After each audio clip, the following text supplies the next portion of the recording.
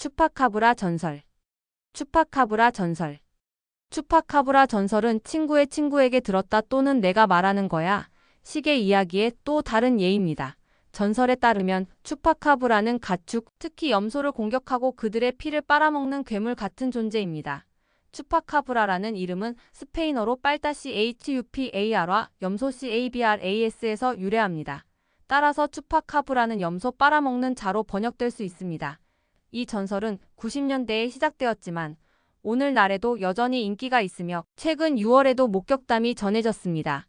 그렇다면 추파카브라 전설은 얼마나 사실일까요? 알아보겠습니다. 추파카브라 전설의 기원. 1975년 푸에르토리코의 작은 마을 모카에서는 가축을 죽이는 존재가 무엇인지 알지 못했습니다.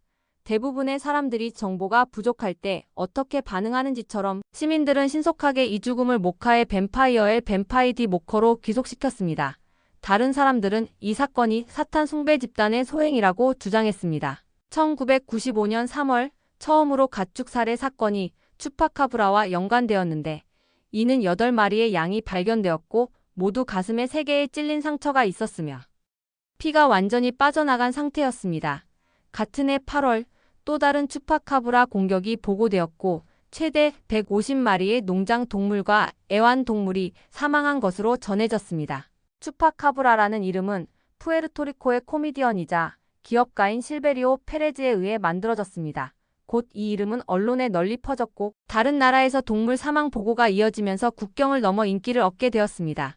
여기에는 콜롬비아, 도미니카 공화국, 온두라스, 페루, 미국, 니카라과, 아르헨티나, 브라질, 볼리비아가 포함됩니다. 추파카브라는 어떤 모습인가? 푸에르토리코의 한 여성인 마데린 톨렌티노는 1995년 추파카브라의 첫 목격담을 제공했습니다. 그녀는 이 동물이 공상과학 호러 영화 스피시즈의 외계 생물실과 비슷하다고 말했습니다. 톨렌티노의 설명에 따르면 이 동물은 등 쪽에 가시가 있고 입은 날카로운 이빨로 가득 차 있으며 큰 눈을 가지고 있다고 합니다. 이 설명은 당시에는 신뢰할 만한 것으로 보였지만 시간이 지나면서 추파카브라의 모습에 대한 논쟁이 격화되었습니다. 톨렌티노의 초기 설명 외에도 추파카브라의 가장 일반적으로 합의된 모습은 파충류와 비슷하다는 것입니다. 가죽 같은 또는 비늘이 있는 녹색 마이너스 회색 피부를 가지고 있으며 등을 따라 날카로운 가시가 있습니다.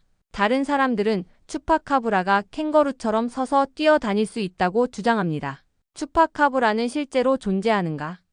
이 질문에 대한 간단한 대답은 추파카브라가 자주 묘사되는 형태로는 존재하지 않는다는 것입니다. 미시간 대학교의 생물학자 베리 오코너의 보고서에 따르면 미국에서의 추파카브라 보고는 기생충에 감염된 망가진 코요테에 해당합니다. 감염된 코요테의 증상은 추파카브라를 목격했다고 주장하는 대부분의 사람들의 설명과 일치합니다. 아픈 코요테는 털이 젖고 악취가 나며 피부가 두꺼워졌습니다. 오코너에 따르면 염소에 대한 공격은 아픈 코요테가 토끼를 사냥할 수 없었기 때문에 발생한 것이라고 합니다. 그래서 가축을 공격하는 것이 더 쉬웠습니다. 코요테가 사냥한 먹이를 죽일 수 있지만 여러 가지 이유로 그것을 먹지 못할 가능성도 있습니다.